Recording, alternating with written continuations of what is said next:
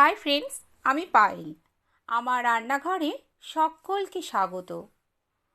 আজ আমি শেয়ার করছি শিবরাত্রি স্পেশাল সাবুদানার শরবতের রেসিপি। সাবুদানা আমাদের শরীরকে ঠান্ডা রাখতে এবং ক্লান্তি দূর করতে সাহায্য করে।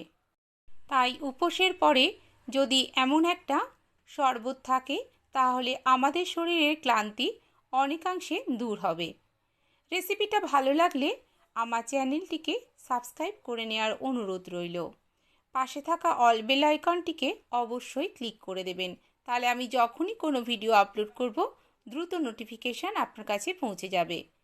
সবার প্রথমে গ্যাসে একটা প্যান বসিয়ে দিয়েছি আর তার মধ্যে দিয়ে দিলাম 1.5 কাপ পরিমাণ নর্মাল জল। এখন আমি দিয়ে দিচ্ছি এর মধ্যে একটা তেজপাতা আর 2টো ছোটো এলাচ। হাই ফ্লেমে জলটাকে আমি ফুটতে দেবো। যতক্ষণ জলটা ফুটছে ততক্ষণ আমি 1/2 কাপ পরিমাণ ছোটো দানার সাবুকে ধুয়ে নিয়েছি। দেখুন, সাবুটা এই রকম ধরনের ছোটো দানার। 2 রকম সাবু পাওয়া যায়, ছোটো দানা এবং বড় দানা। আমি আজকে ছোটো দানার সাবুই ব্যবহার করছি।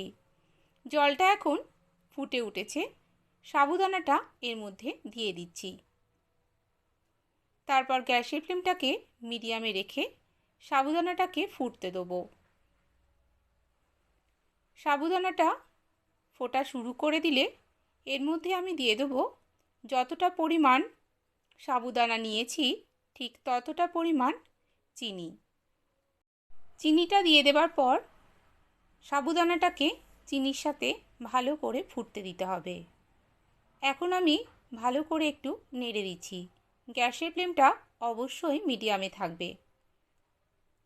এটা বেশিক্ষণ ফোটাবার দরকার নেই, 2 মিনিট থেকে 3 মিনিট ফুটলেই দেখবেন এরকম কাঁচ মতো হয়ে এসছে। তখন আমি একটা বাটির মধ্যে খানিকটা সাবুদানা তুলে রেখে দেব। এটা পরে আমার ডেকোরেশনে কাজে লাগবে। আমি এখন সাবুদানাটা তুলে নিয়েছি যতটুকু পরিমাণ আমার লাগবে। আর বাকি যে সাবুদানাটা রয়েছে তার মধ্যে এখন আমি অ্যাড করে দিচ্ছি 1 কাপ পরিমাণ লিকুইড দুধ। আমি এখানে মাদার ডেয়ারি দুধ ব্যবহার করেছি। তারপর খুব ভালো করে মিশিয়ে নিতে হবে। ভালো করে মেশানো হয়ে গেলে গ্যাসের ফ্লেমটা আমি এখন অফ করে দেবো। গ্যাসের ফ্লেম অফ করে দিয়েছি। এখন আমি এর মধ্যে দিয়ে দিচ্ছি একদম 1 পিঞ্চ মতো ফুড কালার। ফুড কালারটা সম্পূর্ণ অপশনাল, এটা দেখতে সুন্দর হওয়ার জন্য দিয়েছি, স্বাদের কোনো রকমই হেরফের হবে না, তাই আপনারা এটা চাইলে স্কিপ করতে পারেন। এখনও আমার কিছু কাজ বাকি আছে। সব কিছু ভালো করে নাড়াচাড়া করে মিশিয়ে নিলাম। এবার একটা পাত্রের মধ্যে আমি এটা ঢেলে নিচ্ছি। তারপর এটাকে ঠান্ডা হতে দেবো।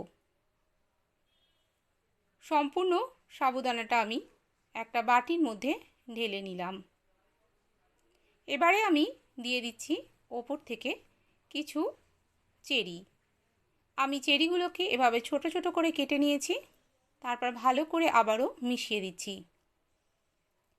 আমি যে সাবুদানাটা তুলে রেখে দিয়েছিলাম সেটা এখন আমি ওপর থেকে দিয়ে দিচ্ছি। এভাবে আমি আর একটু দিয়ে দেবো। আর সবশেষে ওপর থেকে আরও একটু চেরি দিয়ে সাজিয়ে দেবো। তাহলে আমার আজকের এই সাবুদানার শরবতের রেসিপি আপনাদের কাছে কেমন লাগলো? যদি ভালো লেগে থাকে তাহলে প্লিজ একটা লাইক করবেন আর কমেন্ট করে জানাবেন আপনাদের কেমন লাগলো। আজ তাহলে এ পর্যন্তই। আবার রান্নার নতুন কোনো ভিডিও নিয়ে আপনাদের সামনে হাজির হয়ে যাব। আপনারা সবাই ভালো থাকবেন, সুস্থ থাকবেন, সাবধানে থাকবেন। আমার রেসিপিটি এতক্ষণ ধরে দেখার জন্য আপনাদেরকে অসংখ্য ধন্যবাদ।